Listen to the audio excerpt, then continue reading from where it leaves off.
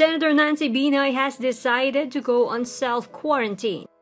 Her mother, Dr. Elenita Binay, tested positive for COVID-19.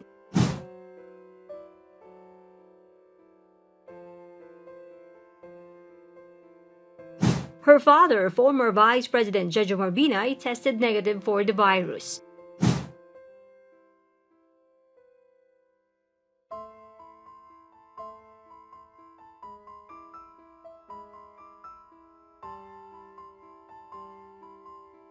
In her statement, the lady senator asked for prayers for her mom.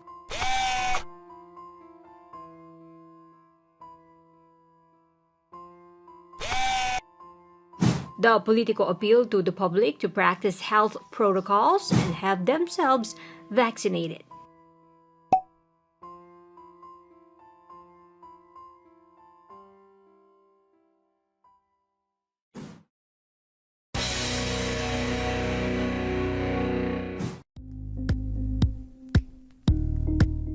Thank you for watching Politico TV. Please like and subscribe to our channel for more videos.